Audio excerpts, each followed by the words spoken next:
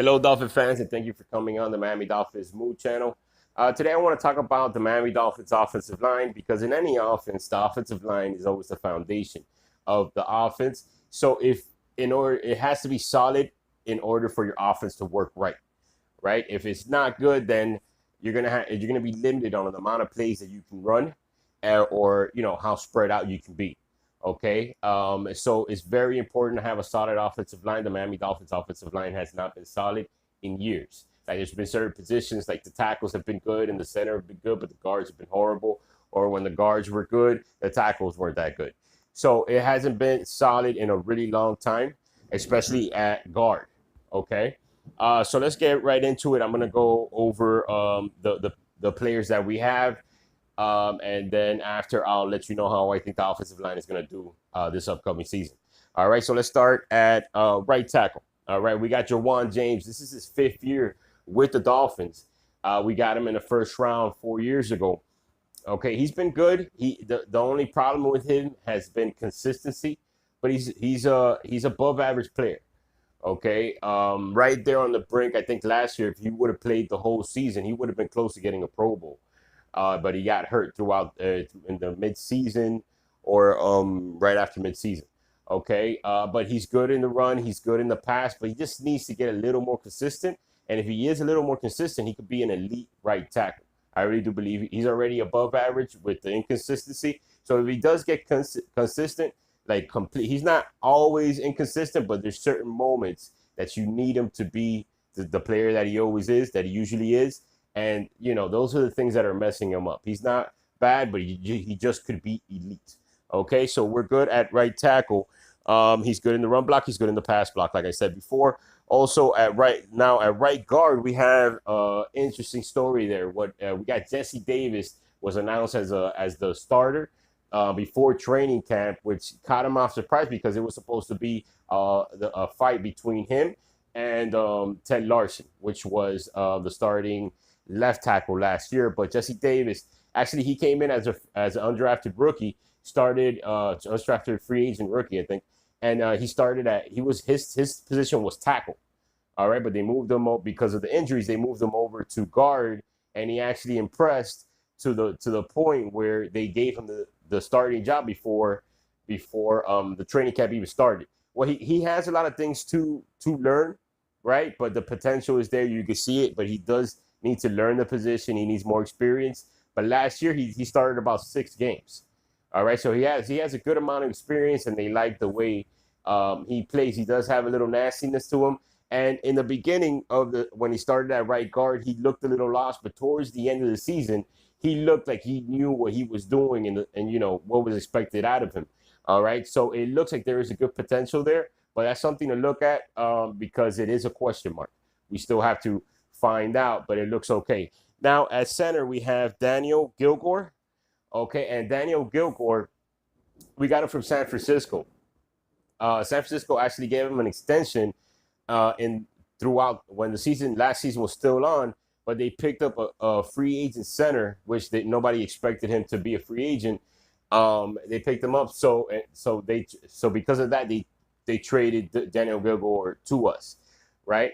He's not the greatest, but he's a solid player, right? He graded out last year better than Pouncey on the PFS by a little, not by a lot, but Pouncey didn't have a great season last year either, right? So I mean, he's a solid player. He's not someone that's gonna push somebody, just push them on their back all the time, but he is somebody that has experience. He knows what he's doing. He's not going to be lost, and he'll get his job done. Okay. Now at left guard we got Josh Sitton. This is the biggest addition that we've had on the offensive line this offseason. Josh Sitton is a Pro Bowler. He was in the top 10 guards last year. He was with the Green Bay Packers. Then he went over to the Chicago Bears.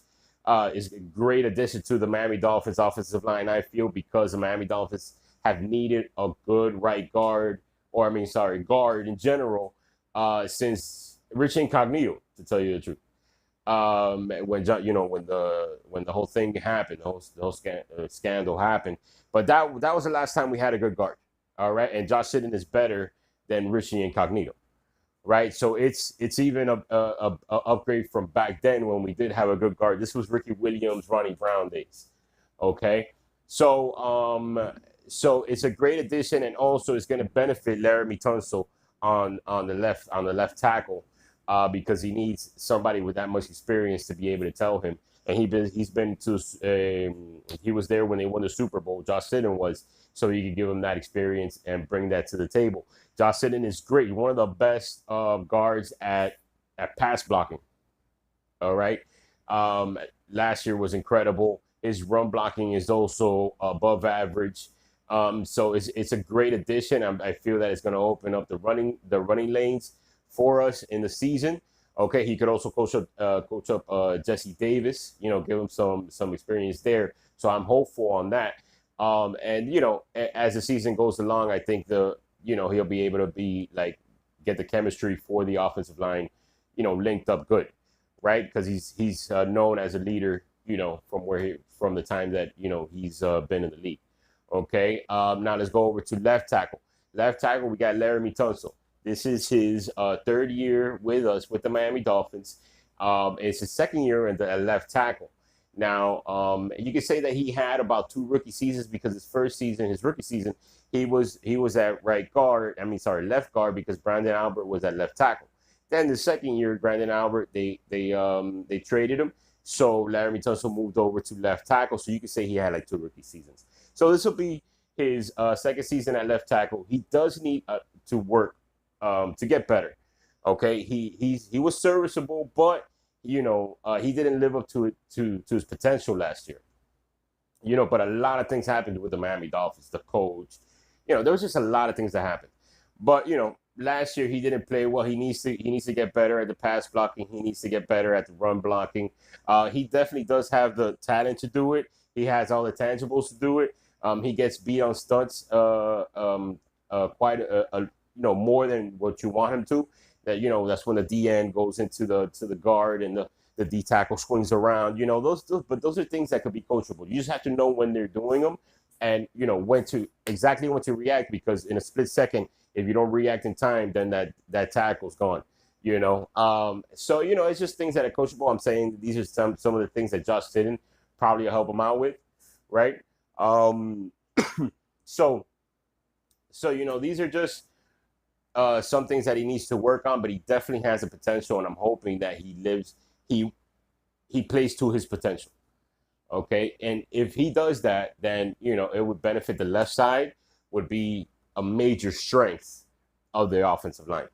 Okay, and so what I feel also about the offensive line is I feel that Jawan James and Laremy Tunsil, they've already played together for 3 seasons.